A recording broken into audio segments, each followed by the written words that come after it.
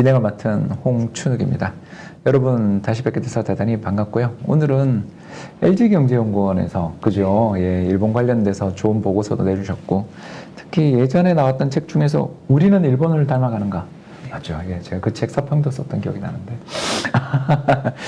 저자이시기도 하신 이제는 지금 한국외국어대학교에서 후학을 양성 중이신 이지평 교수님 모셨습니다. 교수님 안녕하세요. 안녕하십니까. 예, 교수님 뭐 잠깐 자기 소개라도. 저는 일본에서 태어났고요. 네네. 제리교포 3세, 2세가 되고 한국에 온 지는 30년 이상 됐습니다만은 긴 세월입니다. 말투가 이제 일본풍이 남아 있어서 어려웠습니다. 고대에서 석사를 마치고 LG에서 33년. 이야, 오래 계셨네요. 네, 근무하다가 지금은 한국외국어대학에서 후학을 교육을 저도 배우면서 하고 있습니다. 뭐 원래 가르치다 보면 많이 배우게 되는 것 같아요. 네, 다들 한국 학생들이 우수하기 때문에. 예, 그 한국외국어대학교 학생들이 특히 우수하겠죠. 네. 요즘 우리나라 학생들이 좀 많이 힘들어하는 것 같아요. 네. 코로나 시국에 다들 그렇습니다. 공부하려니까 이제 비대면 네. 또는 뭐 줌 수업이 일상화되다 보니까 다들 되게 힘들어하는 것 같은데 그래도 우리 교수님 수업 들으시는 분들은 열정이 있으신 것 같습니다. 부럽습니다. 네, 예, 좋은 학교에서 좋은 후학을 양성 중이신 교수님한테 일단 5년 전에 쓰신 책, 네. 한국은 일본을 닮아가는가, 네. 그 책에 대해서부터 잠깐 이야기를 한번 시작해보면 어떨까 생각되는데요. 네. 예, 그 책 저 재밌게 읽었습니다만 일단 교수님 어떤 책이었는지 잠깐 그리고 또 조금 달라진 부분이 있다면 어떤 부분이 있을지 먼저 편하게 이야기해 주시면 감사하겠습니다. 네, 일본이 과거에는 제팽에서 넘버원이라고 할 대단했죠. 정도로 지금의 중국처럼 근데 미국이 냉전 이후에 일본을 전략적으로 견제하고 적이다 라고 하지 했었는데 그러던 일본이 이렇게 30년 가까이 헤맬 줄은 몰랐습니다만은 그 원인이 뭐가 있었고 거기서 무엇을 배워야 되는지 그리고 우리가 그러한 일본이 겪었던 문제점이 우리도 닮아가는 게 아닌가 하는 부분 거기서 시사점을 얻고자 이번 책을 지난번에 썼다고 할 수가 있습니다. 개정판은 안 나오시는지 교수님? 네, 개정판도 준비했는데 이제 재미가 없을 것 같아서 원고는 좀 쌓여 있습니다. 예, 원고는 쌓여 있는데 그래서 또 학교를 옮기신 지 얼마 안 되셔서 강의 준비하시느라고 되게 또 힘드실 것 같아서 올해는 힘들어도 내년에 부탁드립니다, 교수님. 감사합니다. 재밌게 읽었어요. 저희가 이렇게 일본 관련돼서 이렇게 책을 좀 읽다 보면 아무래도 일본에서 나온 일본 저자분들 책들을 주로 많이 보게 되는데 그런 책들을 읽다 보면 좀 느낌이 일본 분들이 물론 그 내에서 치열한 논쟁 끝에 나온 그런 책들이겠지만 좀 의견들이 강하시더라고요. 그러면서 어떤 하나의 주장을 강하게 펼치는 책들이 많이 소개되는 반면 교수님 그때 읽었던 책은 그때 이제 연구자로 계셨지만 상당히 좀 밸런스가 있다. 저는 그런 느낌이 좀 받았었는데 기대됩니다. 네. 아무래도 일본의 장기 불황에 대한 지금까지도 원인에 대한 분석이 여러 가지가 있던 것 같습니다. 이제 수요가 부족한 게 아닌가 하는 거랑 이제 공급의 문제다. 공급 사이드의 구조 조정이 안 됐다. 이런 이야기들이 끝없이 논쟁이 있었고 거기에 대한 대응 방안도 이제 해결책이 못 찾고 있고. 근데 결국은 이제 30년 전도 일본이 헤맸기 때문에 한 가지 이유로는 어렵다 설명하기가. 저희의 결론은 그랬습니다. 그래서 이제 초기에는 이제 바블 붕괴가 영향을 미쳤고 그런 측면에서는 이제 우리가 시사점을 얻고자 하는 부분은 금융 불안, 자산 바블이 붕괴됐을 때는 빨리 대처를 해야 된다. 그러니까요. 왜 그랬나 몰라요 그때. 그랬어요. 그래서 미국에서는 리만 쇼크 발생했을 때 신속하게 재건이. 예. 그게 일본에 레슨이 있었고 이야. 지금도 헤매고 있지만은 양쪽 완화. 아, 이게 일본에서 세계- 먼저 했었는데. 네, 이제 세계가 이제 일본화되는 측면도 있어서 아우. 그렇습니다만은. 그건 무서운 이야기입니다. 네.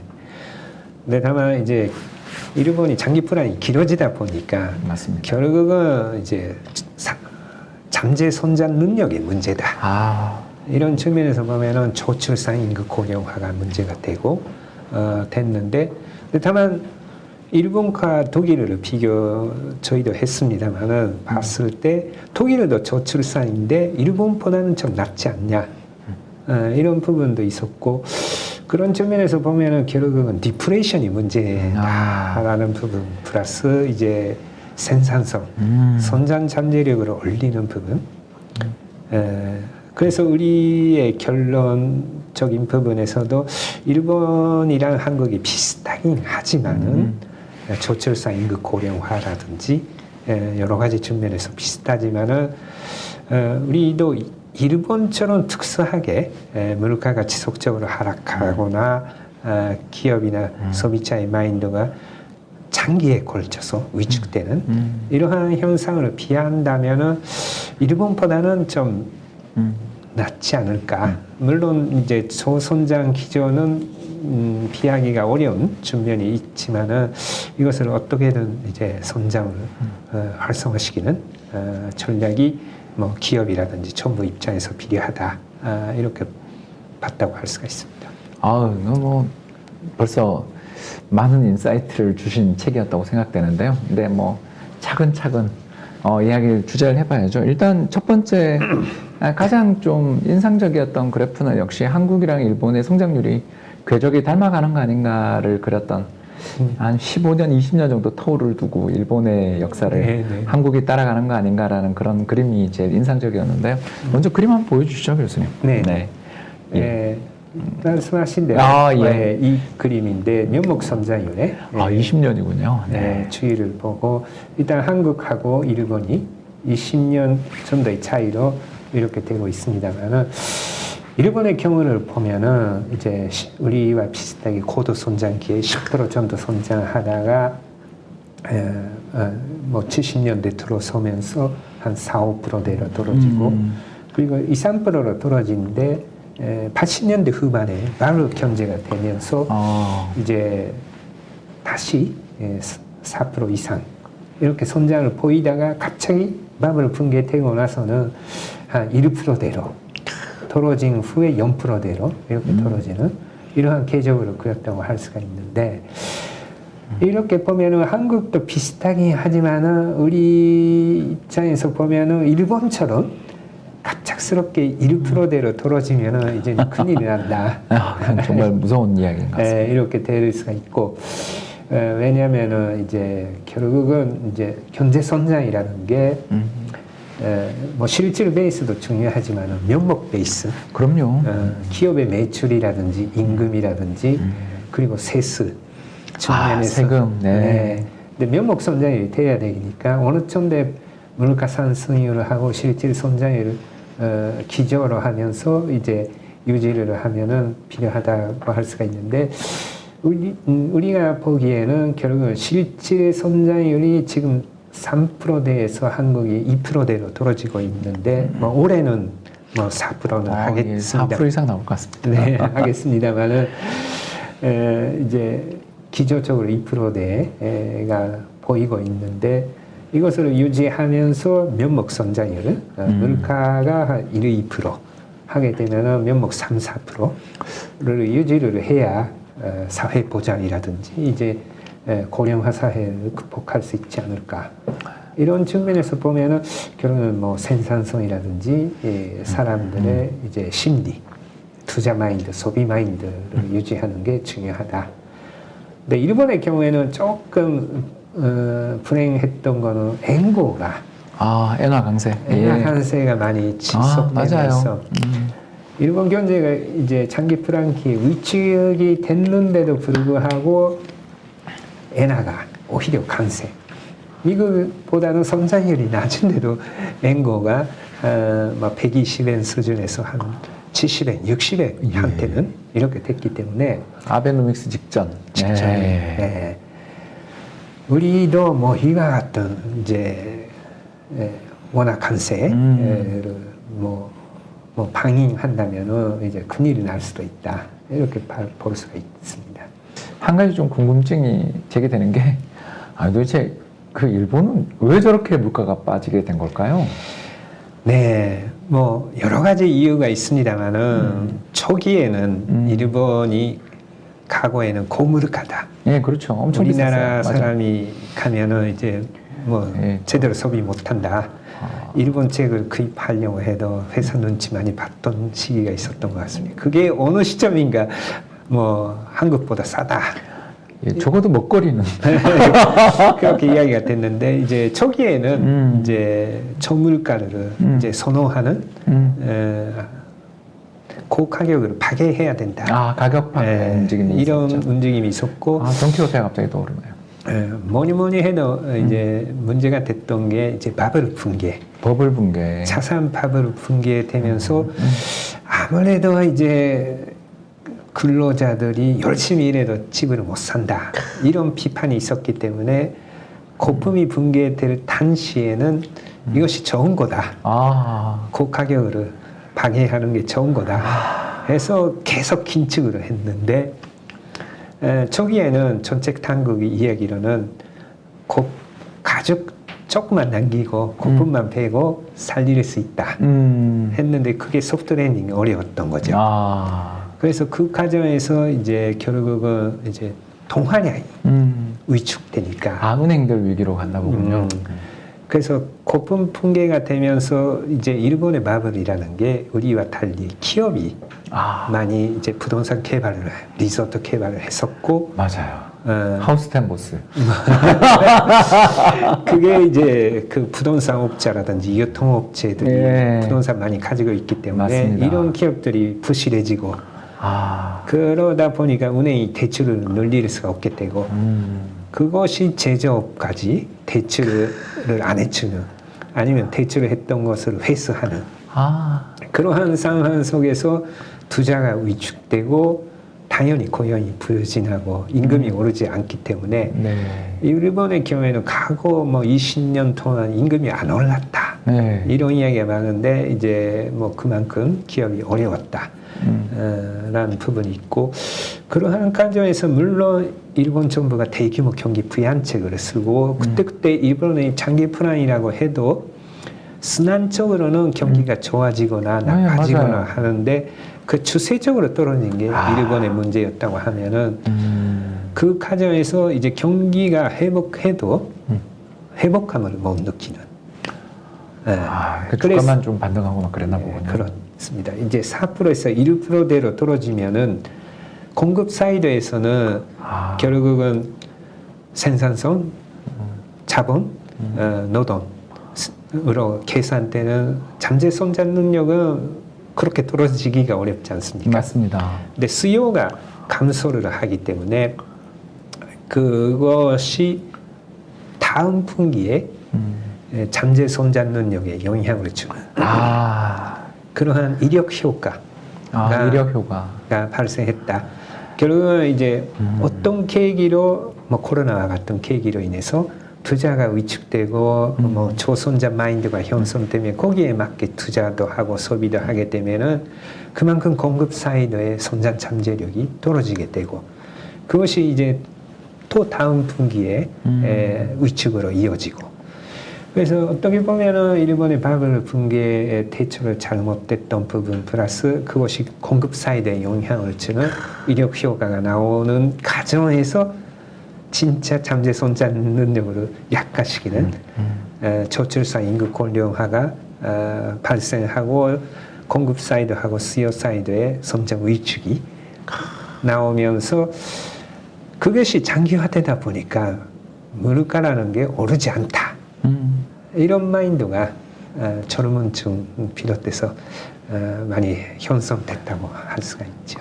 지금 젊은 세대들은 한 번도 물가 오르는 걸 본 적이 없다고 그런 표현을 해놨더라고요. 네, 그렇습니다. 무서운데 그보다 이제 또 교수님 이야기하시는 과정에서 자연스럽게 연결되는데 저출산 고령화가 정말 일본에서 얼마나 그렇게 중요한 문제인지 사실 우리는 조금 먼 미래처럼 느껴지는 게 작년 정도에 이제 우리나라 인구가 더 이상 늘지 않거나 행정 통계상으로는 조금 줄었다고 그러는데 인구 센서스는 조금 는 걸로 나오더라고요. 아무튼 근데 뭐 거의 수년 내 이제 한국도 곧 인구 감소 시대인 것 같은데 네네. 일본이 인구 감소 시작된 게 교수님 언제부터인가요?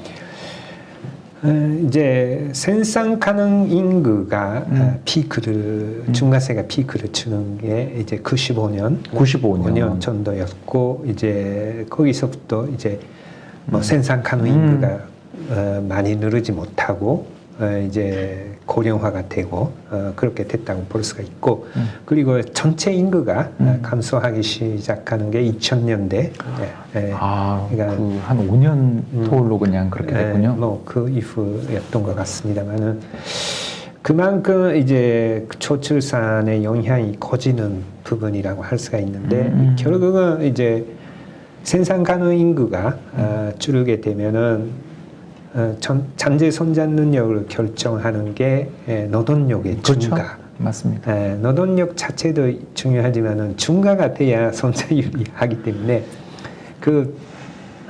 그것이 마이너스 효과가 됐다고 할 수가 있고 그렇게 되면은 이제 일본의 경우에는 이제 실업 문제가 해결되는 게 아니냐. 우리의 그런 경우에 이야기도 좀 있었어요. 있었는데. 이제 문제는 이제 그러한 노동력이 취업자 수가 감소하게 되면은 결국은 소비하는 사람이 없어지기 때문에 소비가 이제 많이 줄고 소비가 준다는 게 결국 매출이 안 되니까 기업의 고용은 오히려 마이너스가 되고 그래서 이제 인구가 감소기에 들어섬에도 불구하고 이제 일본에서는 이제 천년 실업 문제가 2000년대 내내 지속되고 뭐 2010년대 후반 아베노믹스가 돼야 천년 실업 문제가 조금 개선됐다 이렇게 할 수가 있습니다. 참 교수님 말씀을 듣다 보니까 이게 뭔 이야기가 아닌 것 같기도 하고 남의 이야기가 아니라는 생각도 좀 들고 그러는데 그러니까 우리랑 일본이랑 근데 차이가 조금 있는 게 일본은 내수 국가잖아요. 좀. 근데 우리는 GDP에서 수출의 한 절반 정도 차지하는 나라니까 일본이랑 좀 다를 것 같다는 생각은 드는데 적어도 재정 쪽에서는 특히 내수 소비 쪽에서는 정말 일본 마냥 우리가 앞으로 계속 노령 인구에 대한 부양 부담도 커지고 또 정부 재정도 아무래도 뭐 약속이니까 국민에 대한 약속인데 그걸 안 지키기는 어렵다라면 결국 뭐 우리나라도 국민연금 문제 또는 건강보험 문제 이런 게 참 커지면서 어떻게 보면 내수 쪽이나 이런 부분에서는 참 악순환이 발생할 수도 있겠다라는 그런 걱정을 하게 되는데요. 약간 화제를 돌려서 이번에 이제 64년 동경올림픽에 이어 2020년 도쿄올림픽이 열렸지 않습니까? 네네네. 물론 뭐 지금 아직까지는 별로 좋은 뉴스는 없는 것 같은데 교수님 보시기에 이런 동경올림픽이라든가 이런 여러 가지 이벤트들이 일본 경제에 그래도 조금 뭐 회복의 전기가 될 수도 있지 않냐라는 그런 이야기도 있고 그랬던 것 같은데 교수님 생각은 어떠십니까? 네, 뭐 과거의 동경올림픽 그 1964년의 경우에는 요요기 경기장 저도 압니다. 그 GDP 규모로 뭐 한 2~3% 정도의 지출이 되고 재정 인프라도 하고 고속 전철도 했고 신칸센이 그때 신칸센 준비했고 그리고 뭐 하수도라든지 뭐 그런 것도 했고 그래서 일본이 도약하는 계기 이제 글로벌 시장에서의 브랜드 이미지를 강화하는 계기가 됐는데 이번 올림픽은 전임 총리 아베가 유치를 했습니다만 그때 이야기가 부흥 올림픽이다. 동일본 대지진에서 부흥하고 그래서 후쿠시마산 농산물이나 그래서 그렇게 집착한 거군요. 먹거리도 좀 활용하자. 이제 괜찮다. 이런 거를 보여주기 위한 부분도 있고 또 아베노믹스의 중요한 포인트 중에 하나가 여행자 일본이 관광 입국이 되겠다. 그래서 일본이보다는 한국이 2천만 명 외국인 관광객의 유치는 우리가 빨랐습니다만은 3천만 명은 일본이 좀 빨랐고 3천만 원이나 네. 됐었습니까? 야, 몰랐어요. 그것으로 한 4천 이번 계기로 뭐 계속 개진하자. 이야. 하려고 했는데 이제 이거는 좀 자질이 된 거죠. 코로나로 인해서 그런 측면.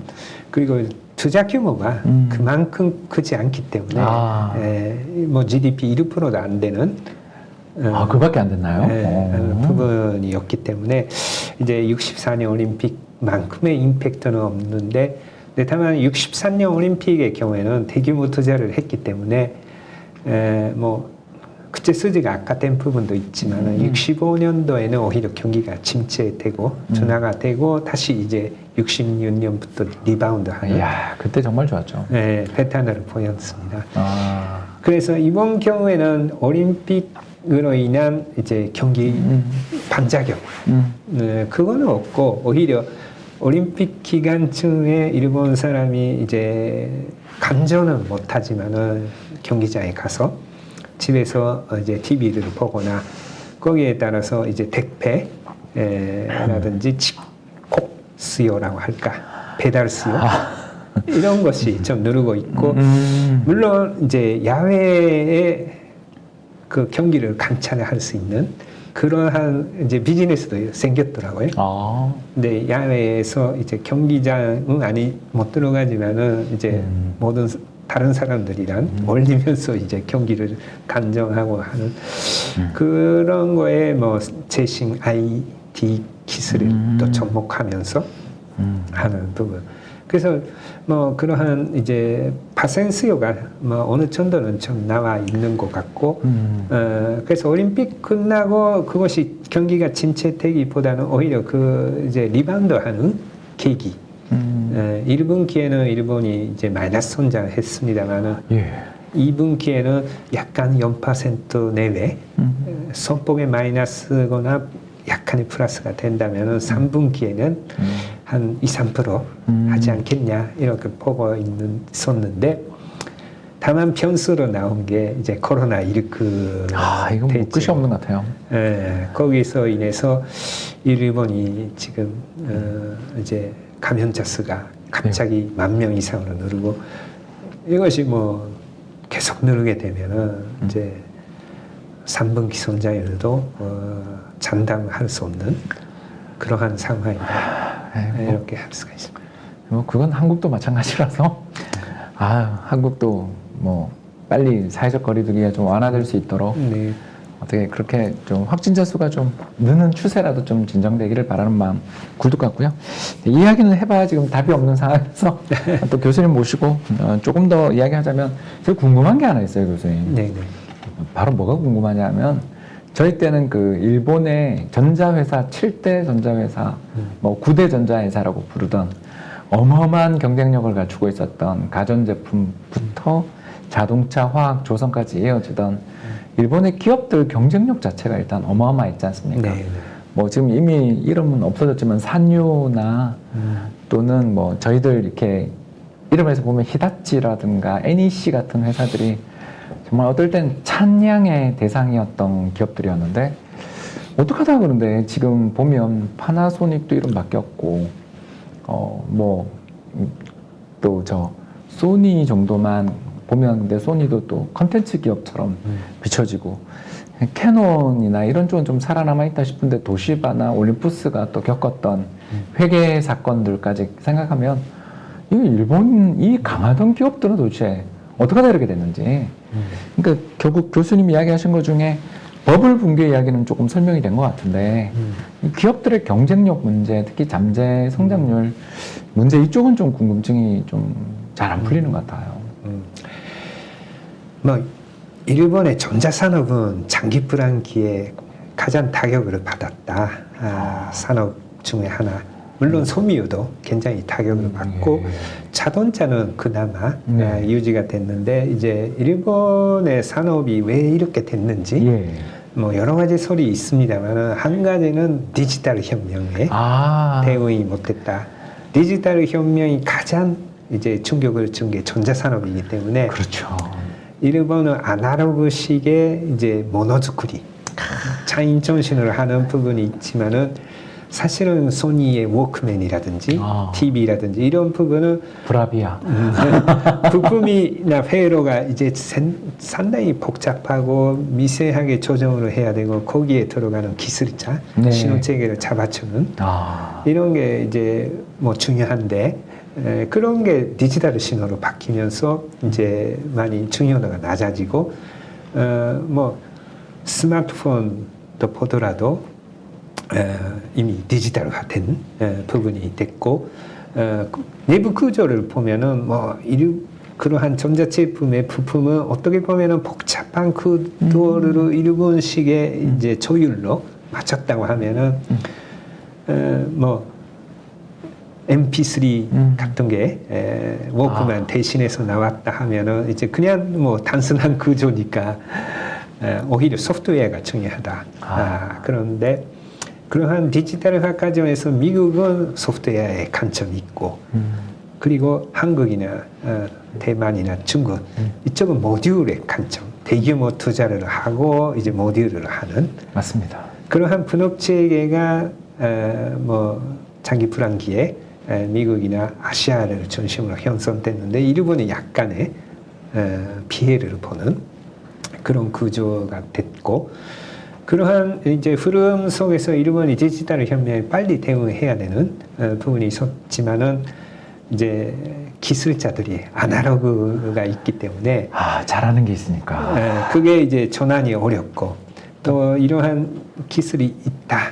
뭐 소니에서도 워크맨이 뭐 전성기에 뭐 아이폰이란 아이패드가 나왔다라는 거를 이제 소니 본사에서도 알고 있었는데 이제 임원회의에서도 있었고 근데 이제 이거 큰일이 될 수도 있다 했는데 아무 결정을 못 내렸다고 하더라고요. 아이고. 그만큼 이제 뭐 그러한 기술이라든지 조직에 있는 노하우가 있기 때문에 그러한 변화를 가소평가해버리는 그게 일본식 경영이 과거에는 이제 재팬에서 넘버원이니까 성공했기 때문에 그 모델을 쉽게 버리기가 어려운 너무나 과거의 성공이 발목을 좀 잡았군요. 잡았다라 부분이 있다고 하면은 그래서 이제 그러한 과정에서 빨리 일본이 뭐 다른 분야 그렇다면 모노づくり가 될 수 있는 분야를 찾아야 되는데 그것도 좀 어려웠고 오히려 한국 기업이란 처음에는 디스플레이에서 싸우겠다. 기존의 아날로그식 샤프. 아날로그식 경영에서 싸우겠다 이렇게 하면은 이제 좀 쉽지는 않았던 것 같아요.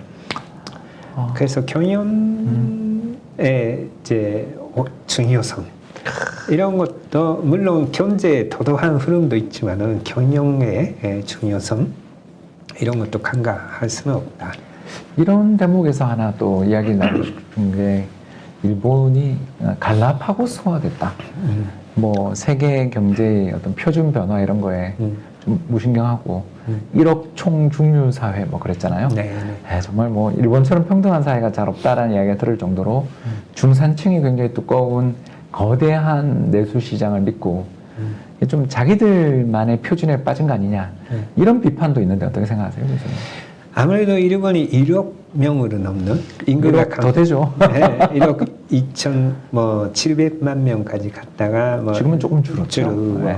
있습니다만은 그 어느 정도의 크기 아주 큰 건 아니고 중국이나 미국처럼 큰 건 아니지만은 적당하게 이제 살만한 크기이기 거기다가 때문에 또 1인당 국민소득도 한 3, 4만 불 되고 되니까 그게 이제 내수에 만족해버리는 그런 부분이 좀 있었고 그래서 바깥의 변화보다는 이제 일본 내부의 이제 간행이라든지 규격 이런 거를重視하는 특히 이제 전자산업에서 중요한 거는 디지털화 되면서 돈신의 중요성이 많이 됐는데 일본의 내수에서 돈신을 각 잡고 있는 게 NTT 아니겠습니까? 그 일본 그 버블기에 상장했던 그 회사 네. NTT 도코모. 네네. 예, 알죠. NTT도 도코모도 있고 NTT도 있고 예. 뭐 우리로 치면 KT와 같은 부분인데 거대한 회사죠. 네. 근데 이제 그 회사에게는 이제 전자산업이나 기업들이 전혀 뭐 한마디 할 수가 없는 절대 갑이군요. 갑이었죠. 근데 지금도 갑이었고, 근데 그게 이제 결국은 스마트폰도 그렇고 이제 전자기기도 그렇고 그러한 통신이 중요해지는 과정에서 NTT가 독자 규격을 독자 규격을 일본식 규격을 고집하는 부분이 있고 거기에 맞춰야 되니까 그런 어려움이 요금도 비싸다 그러더라고요. 물론 뭐 우리도 싼 편은 아니지만. 그렇습니다. 그러한 NTT 패밀리에 이제 폐해도 있지 않았을까. 그리고 일본이 과거에는 산업 정책이 잘 기능했는데 미티, 통상산업성. 네, 그러한 부분이 이제 뭐 업계하고 조율을 하면서 지금은 더 중요해지고 있지 않습니까? 디지털 혁명이다. 그렇죠. 그리고 뭐 EV도 되고 이제 그린 혁명이다. 이거에 ESG 쪽으로 가겠죠. 네. 그 뭐 정부의 중요성도 높아지고 있고 그러한 산업 정책이 중요해지고 있는데 이제 일본이 장기 플랜 했을 때는 그게 이제 새로운 시대에는 산업 정책이 필요 없지 않냐. 약간 좀 손을 또 놨군요. 네. 그리고 뭐 바브ル전산기에 했던 정책들이 좀 실패한 부분도 있고 일본이 그랬어요? 이제 반도체 간자가 됐을 때는 반도체 육선 이런 거에 성공했는데 뭐 제어 세대 컴퓨터라든지 지금으로 말하면 인공지능 컴퓨터 너무 빨랐네요. 방향은 좋았는데 이제 너무 빨라가지고 이제 실패한 부분도 있고 그게 이제 후유증이 되고 산업 정책이 조금 후퇴한. 몰랐어요. 그런 거는 잘 몰랐어요. 교수님 근데 하나 더 여쭤봐도 돼요? 제가 너무 질문이 많죠? 네, 괜찮습니다. 아베는 물러났지만 아베노믹스는 하고 있지 않습니까? 이거 어떻게 될 것 같습니까? 앞으로 계속 저렇게 돈 풀까요? 네, 뭐 세계가 지금 코로나로 위기를 겪고 있기 때문에 일본에서는 당분간 이제 금융 완화 정책을 지속할 수밖에 없는 구조에 있다고 하면은, 근데 아베노믹스가 결국은 대폭적인 금융 완화, 그렇죠. 재정 확대, 성장 전략으로 치면은 성공했는가라는 측면에서 보면은 조금 어려운 것 같아요. 네, 2% 성장, 2% 물가 했지만은 뭐 잘 됐을 때도 1% 성장, 1% 물가니까 오히려 과거의 민주당 정권하고 성장률은 큰 차이가 없었다. 근데 주가만 올랐네요, 그러면? 주가가 오르고 이제 돈을 푸니까 주가가 오르고 그런 부분은 있었습니다만 물가도 조금 0%대로 했으니까 그리고 고용이 늘고. 고용은 늘었습니까? 네네. 임금은 안 오르고 고용은 조금 늘었다. 네. 임금은 오히려 평균 임금은 좀 하향.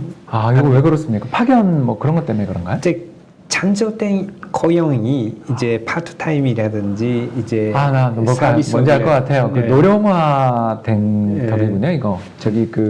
고임금 노령 근로자가 은퇴한 반면에 새로 취직하신 분들은 계약직이거나 파견직으로 해서 상대적으로 임금이 낮은. 뭐 고령차도 많이 됐어요, 일본에서. 고령자도 또 임금 고용이 많이 됩니까? 저렴하게.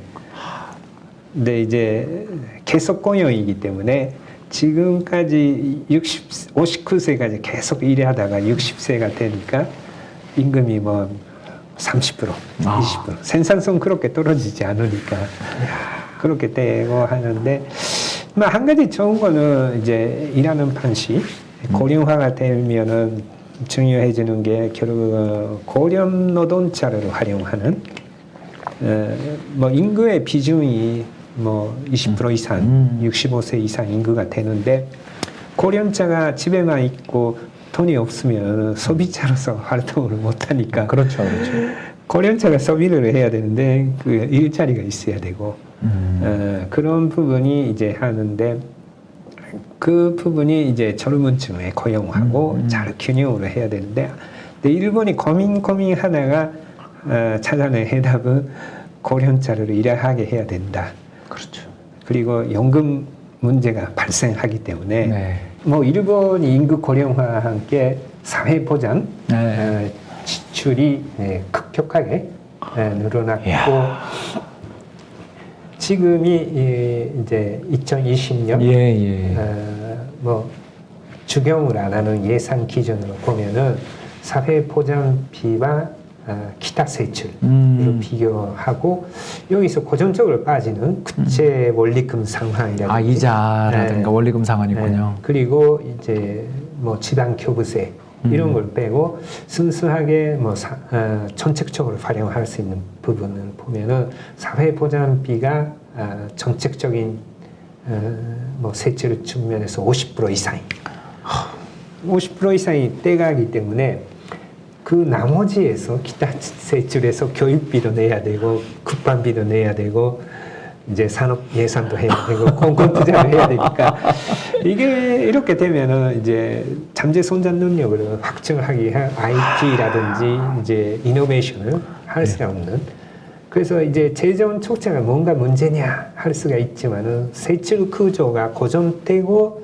경직적이네요. 네, 필요한 돈이 쓰기가 어려워. 야, 이거 참 남의 일이 아닌데 네. 정말 어떻게 하다 저렇게 됐나 싶을 정도로 심각하군요. 네. 그래서 이제 일본이 이제 그나마 최근에 조금 악화가 둔화가 되어 왔는데 뭐 코로나로 다시 나빠질 수도 있지만 결국은 나이 든 사람이 일해야 되고 여성도 일해야 되고 아우. 아베노믹스가 막판에는 1억 총 활약 사회 이야, 이렇게 중산층이 아니라 활약으로 바뀌었군요. 네. 그래서 연금이 문제가 된다면 연금을 뭐 돌아가시기 평균 수명이 90이다 하면 85세에서 하면은 뭐 그게 부담이 적고, 그래서 이제 일본도 장기적으로는 지금 전년으로 70세로 올렸습니다만은 75세로 올리고 당해 75세요? 올리는 브랜드들도 고민하고 있죠. 그래서 저도 하다 보니까 일할 때가 적더라고요. 아니, 뭐 교수를 하고 있습니다만은 그러니까 인간이 죽기 전까지 일하고 세금도 내고 연금도 내고 하는 그런 사회가 아마 고령화 사회의 네, 일상적인 모습이다라는 거를 경제적인 측면에서 찾아냈던 게 일본의 좀 레슨이기도 합니다. 예, 교수님 뭐 말씀을 듣다 보니까 자연스럽게 이제 우리나라에게 주는 교훈 이야기를 우리가 이야기를 안 할 수가 없는 것 같은데요. 네네네.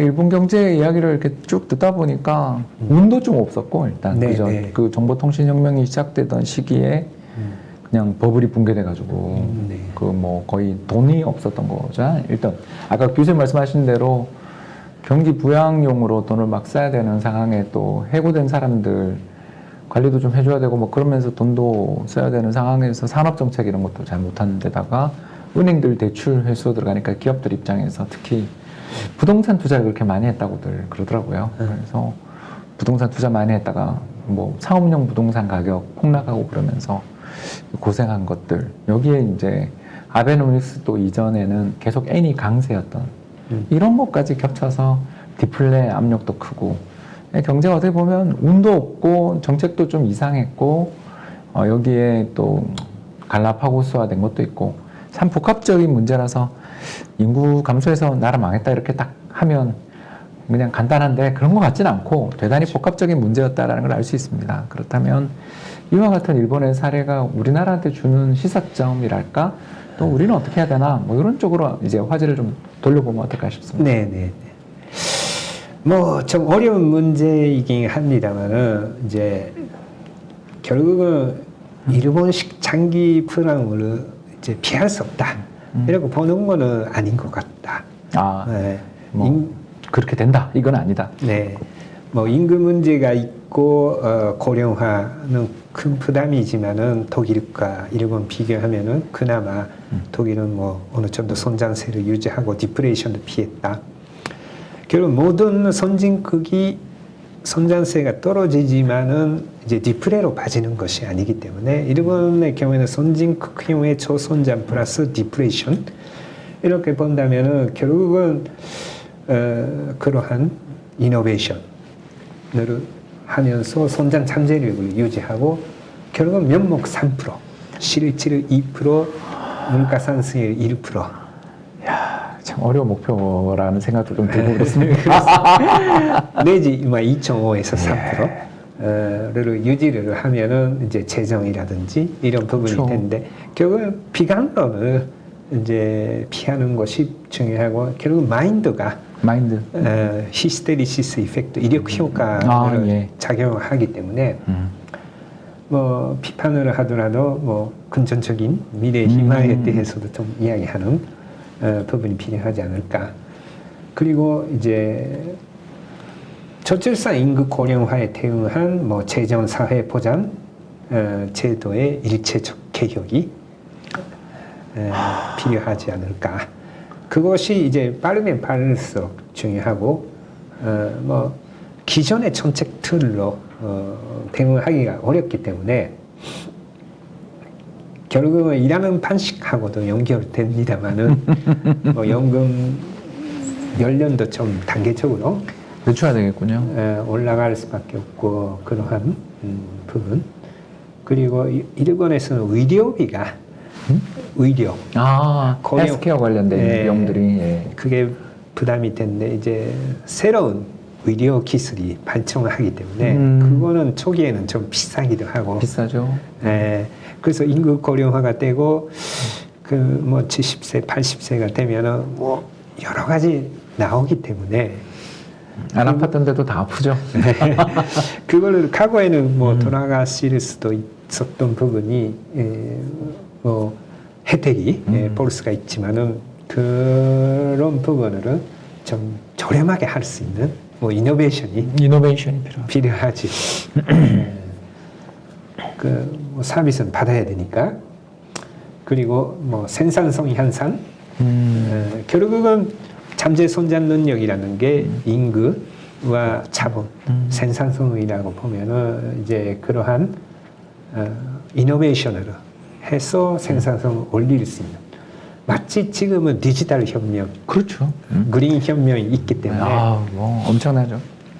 우리는 기회이기도 하고 사실은 지금의 반도체라든지 이러한 산업도 뭐 차세대 뭐 실리콘 베이스에서 뭐 탄소 베이스로 더 변할 수도 있고 아니면 자손 뭐 반도체라든지 새로운 기술로 도약을 하기 때문에 그러한 측면에서 일본의 소재 산업이나 장비 산업하고도 협력을 하면서 이제 개척해가는 부분이 필요하고 그린 혁명의 경우에도 지금 우리가 가지고 있는 이제 뭐 절강, 석유화, 뭐 조선도 그렇습니다만은 모든 제조업이 이제 탄소 배출을 줄여야 되는 굉장히 어려운 목표. 부담이긴 하지만은 새로운 기회가 될 수가 있고 맞습니다. 네. 그렇기 때문에 엄청난 투자가 필요한데 뭐 기존 산업, 재래형 산업에서는 투자가 필요 없다 이렇게 됐다가 이제 투자를 해야 되는.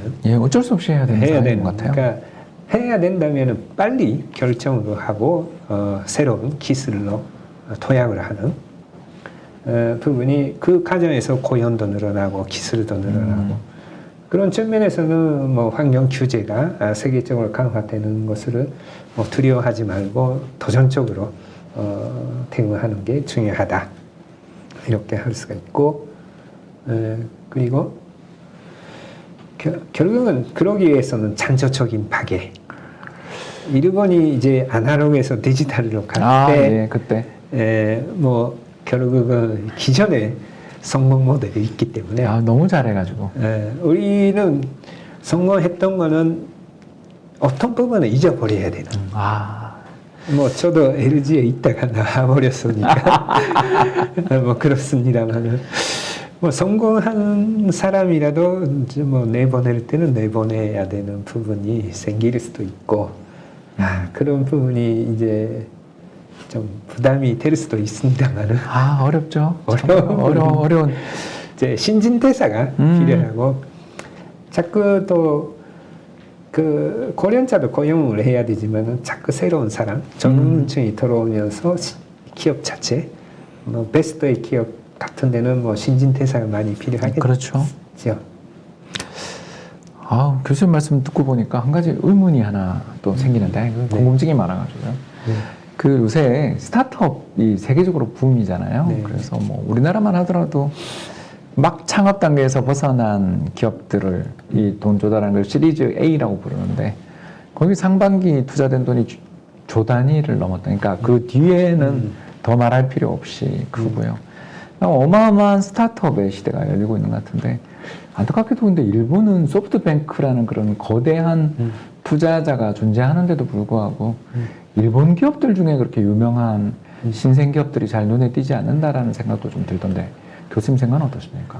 네, 뭐 일본이 유니콘 네. 숫자가 네, 1조짜리 기업이 네, 와, 정말 이제 많이 적고 한국이 오히려 낮다 이런 이야기도 있습니다만은 이제 다만 뭐 거기까지 안 가더라도 잔잔한 스타트업은 많이 일본도 나오고 네, 있군요. 나오고는 있고 뭐 작년에는 이제 코로나 때문에 위축되다가 최근에는 좀 늘어나고 뭐 일본은 아무래도 이제 소부장이 강하기 때문에 그런 부분도 있지만은 일본이 1억의 시장이기 때문에 그죠. 다양한 비즈니스가 어떻게 보면은 세계 신제품에서 상당한 비중을 차지하고 엄청난 시장이죠. 예, 또 일본 사람이 좀 특이하기 문화였기 때문에 근데 대륙에서 또 떨어져 있어서 그래서 특이한 것들도 좀 많이 발생하는데 이제 뭐 AI 같은데 프리패드 네트워크스라는 뭐 유명한 기업들이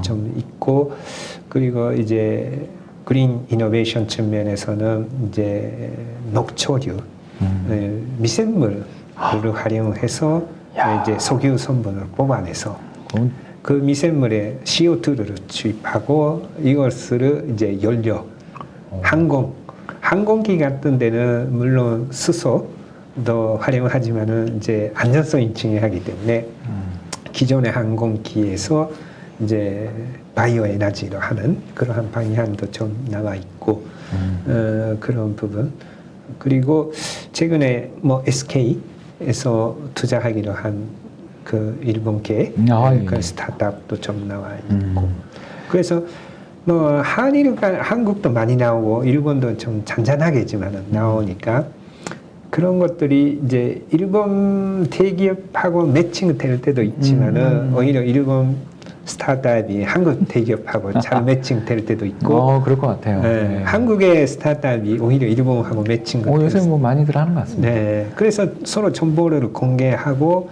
이제 교류를 많이 하면은 이것도 생태계가 나오겠군요. 생태계가 왜냐하면 한일 간에는 이제 지리적 근접성, 문화적 근접성 거기에 비해서 경제 교류 규모가 별로 낮은 수준인데 낮은 수준이죠.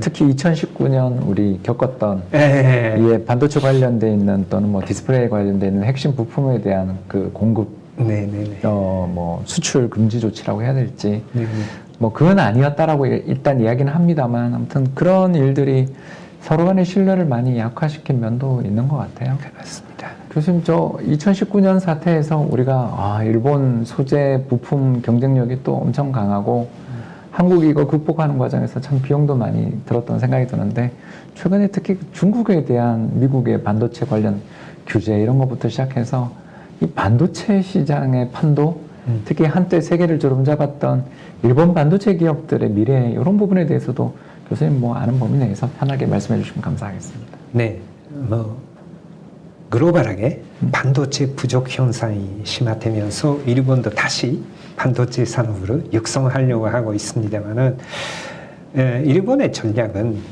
다시 일본 전자산업에게 반도체 생산을 확대하려고 하는 그러한 방향은 어렵다라는 부분이고 일본이 관점으로 가지고 있는 반도체 제조 장비, 소재 캐논 벌써 떠오르네요. 네, 뭐 도쿄 일렉트론 그 회사도 정말 좋은 회사죠.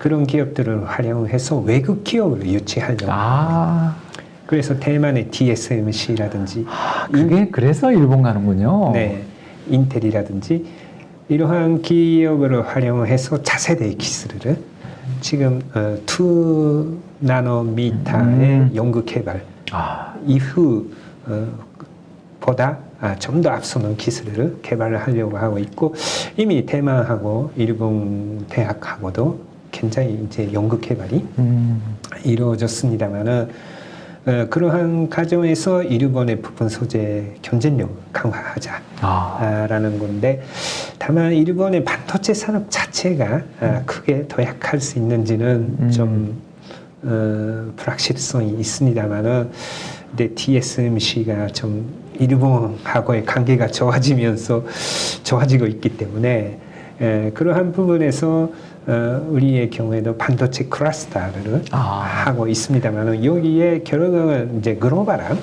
연구 개발 인프라를 갖추는 것이 중요하다고 할 수가 있고 그런 측면에서 뭐 한일 기업 간에는 반도체 마찰도 있었습니다만은 기업 간에는 협력이 계속 진행되고 있고 이러한 협력을 이제 확대하는 뭐 대학이라든지 연구 분야에서 하는 게 되면은 우리도 뭐 조력이 있기 때문에 일본의 반도체 부품 소재 규제에서 단시일 내에 극상화하는 성과도 보였고 그러한 부분을 이제 뭐 글로벌한 연구 네트워크를 강화하면은 뭐 지속적으로 우리 반도체 산업이라든지 디스플레이 산업, 배터리 산업의 위상이 유지되지 않을까 싶습니다. 사실 이 미국에서 중국을 향해서 그 무역 제재를 할 때 2018년에 통계를 뒤져보니까 물론 중국이 굉장히 중요한 수출 대상 국가이긴 한데 미국이 가장 무역을 많이 하는 나라는 캐나다랑 멕시코더라고요. 이 북미 자유무역협정 맺어가지고 나라들 사이에 이 육로로 또 교통이 되니까 어마어마한 교육이 이루어지고 있어서 사실 그걸 통해 또 중국과의 문제들을 뭐 이렇게 어떻게 보면 완화하는 그런 걸 보면서 야 우리나라는 참 이 발달된 해양 이 운송 시스템을 가지고 있으면서도 사실 일본이랑 이렇게 사이가 나빠져가지고 그렇죠. 양국 국민들의 삶이라든지 후생 현상을 위해서는 이제 교류를 많이 해야 되는데 뭐 멕시코 같은 데는 이제 세계적으로 가지고 있는 경쟁력에 비해서 뭐 훨씬 미국에게 수출을 할 수 있는 그렇죠. 그런 이점이 특히 뭐 자동차 회사들 엄청 많지 않습니까? 지리적 이점으로 활용하고 있죠. 네, 섬유도 엄청나고요. 네, 그런 걸 생각해 보면 세계가 한때 자유무역 속에 또 공급 사슬이라 그러잖아요. 이렇게 사슬처럼 묶여 있다고. 그래서 서로 의존적이고 평화로운 세계가 왔었을 때는 한국과 일본도 그런 미래가 펼쳐지지 않을까 생각을 했었었는데 조금 그 기대가 약화되고 특히 뭐 미국하고 또 중국 간에도 그런 일이 있었고요.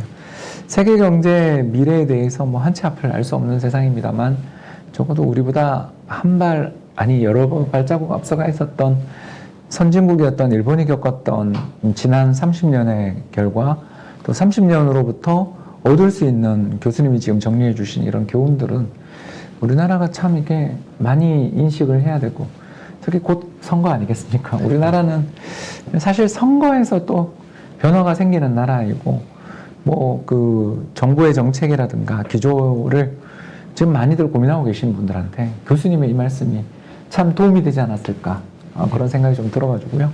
오늘 이렇게 토론 준비하면서 교수님 책도 새삼 읽고 또 글도 읽어보곤 했지만 역시 생생하게 말로 들으니까 더 얻는 바가 큰 것 같습니다. 아유, 교수님 이렇게 나와주셔서 대단히 감사합니다. 감사합니다. 네, 오늘 이렇게 일본 경제에 대해서 이지평 교수님하고 이렇게 말씀을 나누는데 저도 정말 몰랐던 부분들을 많이 건질 수가 있었던 것 같고요. 우리 참, 저 사진은 별로 마음에 안 드는데, 홍진욱의 경제삼국지 시청자 여러분들한테 다음번 또 더 좋고 유익한 방송으로 찾아뵐 것을 약속드리면서 오늘은 여기서 방송을 마감하려 합니다. 지금까지 시청해주셔서 대단히 감사합니다.